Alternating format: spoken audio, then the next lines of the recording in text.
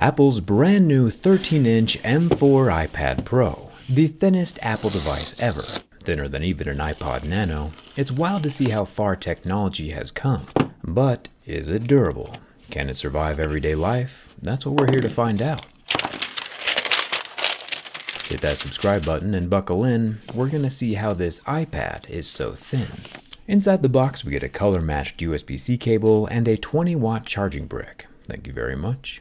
But that's it. First thing I noticed on this M4 iPad is that since it's so thin, it's actually difficult to pick up off my desk. And it looks like mine might have arrived with a slight bow in the housing.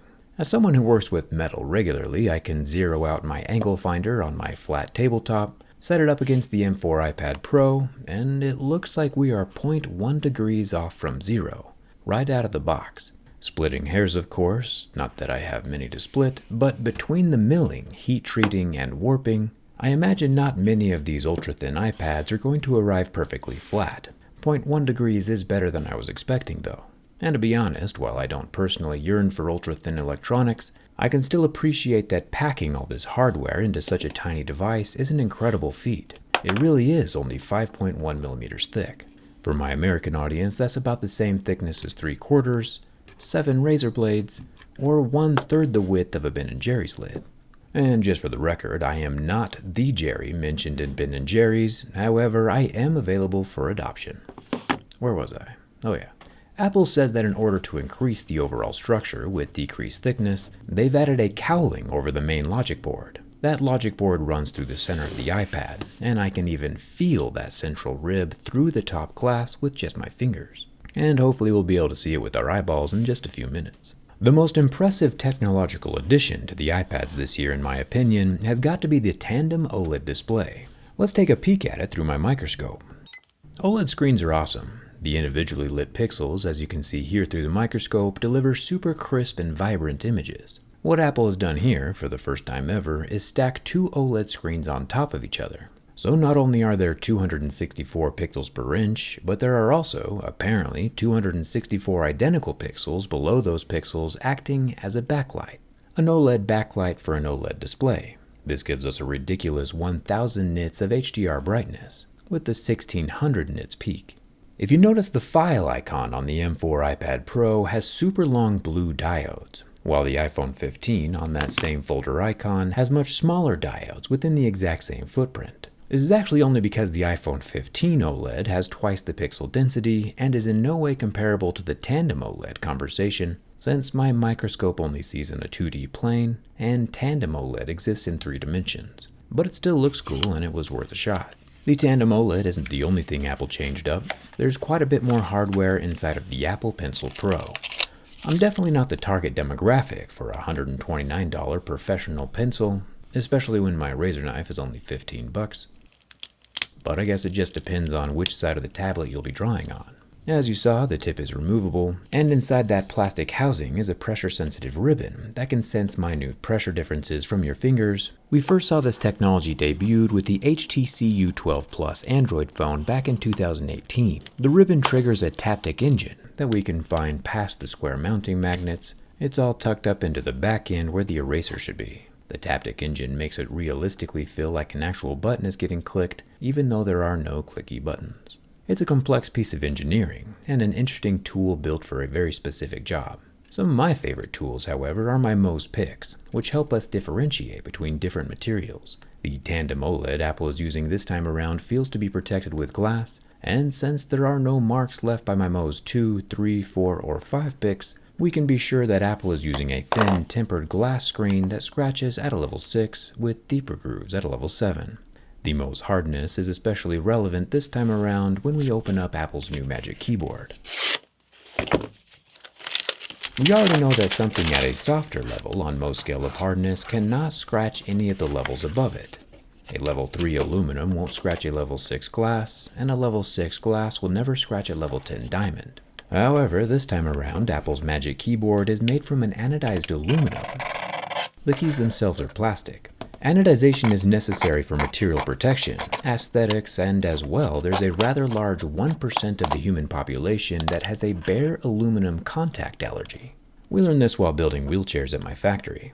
Bare aluminum is not like kryptonite or anything, it's more like a slow-motion poison ivy rash after extended contact, and the aluminum oxide anodizing top layer helps eliminate those reactions. F in chat for the F.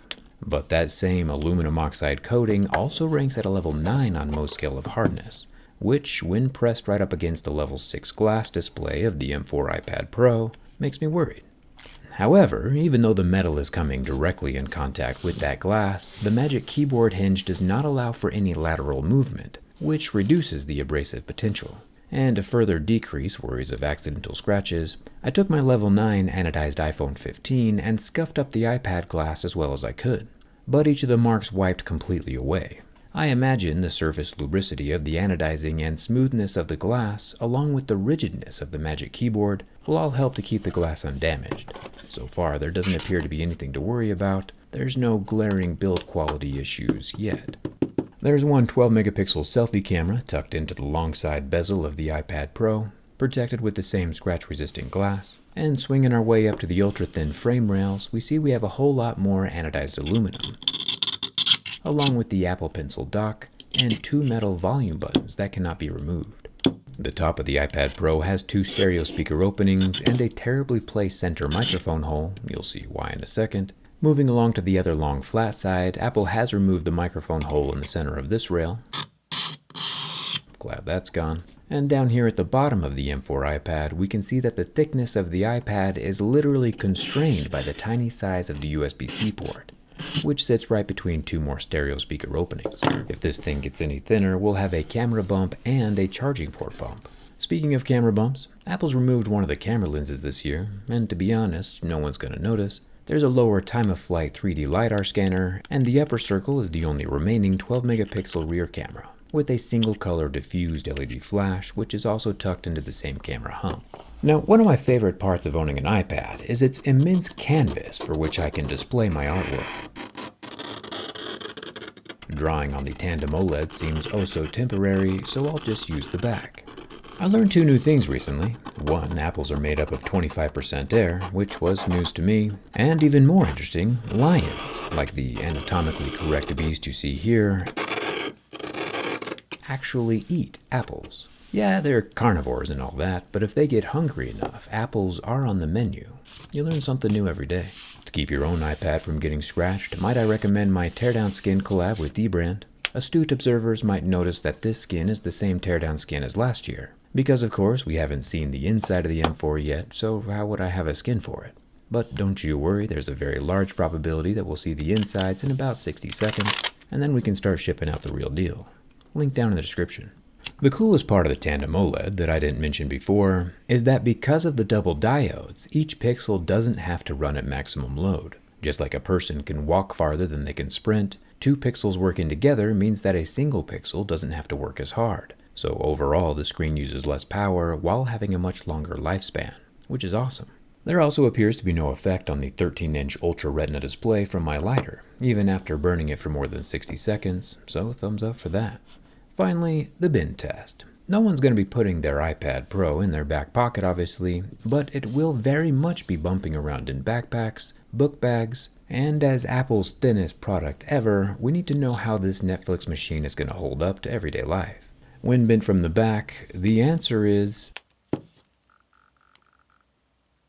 that it holds up surprisingly well, like suspicious black magic levels of structural integrity going on. You can see the glass screen literally ripple away from the frame, eliminating any water resistance, but all that hardware itself is still intact. Yeah, the M4 iPad Pro might be a bit bendy right out of the box, and will definitely not be straight after a few months of regular use, but that central spine is definitely providing enough structure for horizontal bends. I'm very impressed. Vertical bends, however, still not as wrecked as Drake, but holy macaroni, there's no recovering from this catastrophic failure right at the charging port.